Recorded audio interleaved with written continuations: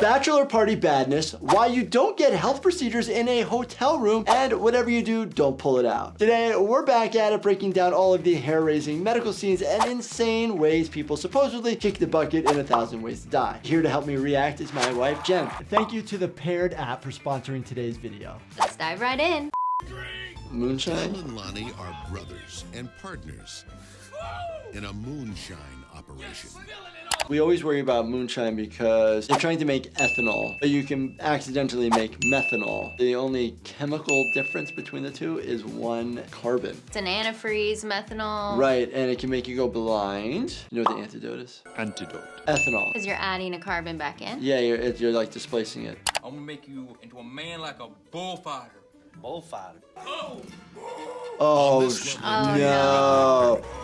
Oh no. Oh no! Oh! No. Did it go through his eye? I can't really tell. Went through his eye and then straight back in the brain, right? And most likely this has caused him to not survive. But there's always the chance that you're still alive. It might have not hit the basic functions of life area of the brain to where you're still alive. Instead of bullfighting, maybe Dell should have stuck with rear-ending sheep.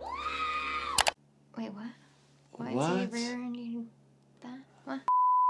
What's the probability that he survives with a meaningful outcome? If he does, the left side of his body probably is not going to be working. Your speech patterns of your brain are usually on a dominant side, something called Broca's area. That could be affected and might not be able to talk. What the hell? Bunny had an old-growth forest. Whoa. Wait! Why are you touching it like it's like foreign? Probably just overgrown mons pubis. That's the medical term for the area of the pubic hair. And why do people have pubic hair? It's protective. Yeah. Some people used to wear merkins. It's a toupee for the groin. I'm gonna need a machete. I'm out of here. Good enough, the fur was flying. Whoa. Don't be aggressive. If you're shaving in this area, do it gently. I've seen people come in with folliculitis and cellulitis and lacerations. Whoa. That was a lot. Okay, that's definitely not how you keep the spark alive. Real talk, everyone hypes up falling in love, but no one really teaches you how to stay in love. And that's where today's sponsor, the Paired app, comes in. We've actually been using the Paired app together, and it's kind of amazing. And I'll be honest, sometimes as a guy, babe, cover your ears. It's tough to know what your partner wants to talk about or eat or what she wants for her birthday or whatever. The Paired app is basically a cheat sheet. I'm not joking. You get daily prompts, quizzes, conversation starters, actually fun stuff. All backed by real relationship experts, not graduates of TikTok University. We've learned things about each other that we probably never would have learned otherwise, which is pretty cool. Like last night, turns out Jen's love language is stealing the blanket. Hey, that wasn't in the quiz. Between my working nights in the ER and Jen being on a totally different schedule, we barely cross paths. The Paired app helps us stay connected without feeling like a chore. And no, it's not just for couples in crisis. It's for anyone who wants to actually talk to their partner instead of sending memes and hoping they get the vibe. Babe, I love you, but let's be real. 99% of them go straight over your head anyway. Whether you've been together for a year or 20, the Paired app makes it easy to build better communication and strengthen your bond. And you can even build a little timeline of your relationship milestones, which is honestly kind of adorable. Not in a relationship yet? Download it anyway and take advantage of the 7-day free trial and 25% off Paired Premium because your crush can't friend zone you forever. Probably. Oh. I will say though, waxing yourself is one of the hardest things you could ever do. Right, And so you can get bleeding not even just from ripping your skin, but just pulling out those hair follicles. 2 weeks after suffering an open skin waxing wound, Bunny had developed a life-threatening flesh-eating virus. Oh, we went 0 to 100 real quick. What is this flesh-eating virus that's caused by skin infection? Never heard of it. No, typically it's a bacterial infection that's causing that. With no health insurance, she didn't seek treatment. Her kidneys were the first to go. Soon after, she was dead from blood poisoning and organ failure. getting the bloodstream, that's called bacteremia. And then you're having SIRS, which is systemic inflammatory response. Basically, sepsis, infection. Sepsis in layman's terms. The body's response to infection. Organs shutting down. So that is what we would call severe sepsis. Would she have kicked the bucket? If you wait long enough and don't make it to the hospital when you start having organ failure, yeah. Meet Jason. His life as he knows it is about to end. Okay. Can't see anything. He's getting married. Ah, jeez. My life got better when I got married. Oh, samesies. Oh, Tonight is his last night of freedom. is that and sushi fun. party? His bachelor party. Single man, you know you look delicious.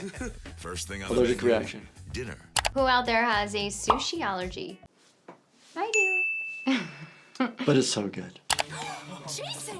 Get out of here! What are you doing? Your friends are right outside! She did her best to hold off the horn dog until fate stepped Okay. Oh. in and flushed this loser down the drain. He deserved it. I'm assuming they're saying he bleeds out. There did seem like a lot of blood. But it is not as much as you think. Blood mixed with water makes it exponentially look a lot more. A combination of water and air pressure had built up due to some repair work being done on the hotel's plumbing and resulted in a giant shard going straight up his. The rectum itself is highly vascular. That's why we don't get infections really down there, because that hemorrhoidal tissue, it's a lot of vessels and blood to really protect us. But yes, you can bleed a lot down there. This one, I'm not gonna give it not so Yeah. likelihood. Would you like to meet the klutziest, most accident-prone salesman in all of television? You're gonna get all these aromatherapy candles. Oh no. Oh my god! Bad to Worse was Chet's middle name. This is pretty bad. Remember, stop, drop, and roll. Smother it out. He might be becoming altered because of the pain, can't breathe because of the flames around him. After the brain-dead stagehand had no luck with a broken water extinguisher, Chet went up in flames. Could you actually succumb to the injuries of bad burns like this? Absolutely. Absolutely. You're becoming hypoxic. Your airway is basically closing, probably. Long-term issues and potential death from burns is like wound infections, sepsis, dehydration, those sorts of things. Oh! Chet! And came down burnt to a crisp. Whoa. It looks so fake that it kind of looked funny. Funny how? Let's pretend he survived. What's his recovery process? Oh, it's long and painful. The initial acute treatment that you have to, resuscitate them, airway, breathing, circulation, blood pressure, get everything up, all that stuff. Pain management as well. A lot of times when somebody is this bad, we'll actually just intubate them. That way they're not awake enough to know how bad the pain is. Tina wants to grab the attention of Lil Ron, a rapper who's had a string of hits, all based around one common theme. Big fat booty. Yeah. Amazing. Yes. I was a rapper in my past life. Oh, really? Yes, kind of. I was on a reality show, and one of the challenges was we had to rap about the weather. Weathercasting will never be the same. And I had to do it in front of Warren G. I don't think he was very impressed. That's why we find Tina in a shabby hotel room getting her gluteus maximized with silicone injections. Oh no. A red flag's going off if you're having procedures done by a random person in a hotel room. You mean you don't do your practice in a shady motel? Yeah. In the United States, you have to be certified. Whatever state that the person is, you can look up their medical license. Unfortunately for Tina, the doctor was a fraud. He was injecting not silicone, Are you shocked? but common bathroom caulk.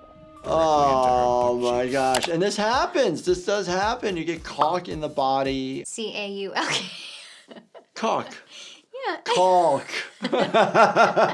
People will inject this into subcutaneous tissues underneath muscles and top of muscles, and now you're gonna have these lumps, bumps. Your body's gonna start reacting against it. He started feeling iller than ill. Oh And in no. 60 seconds went from bad to worse to dropping dead right there on the dance floor. Ooh.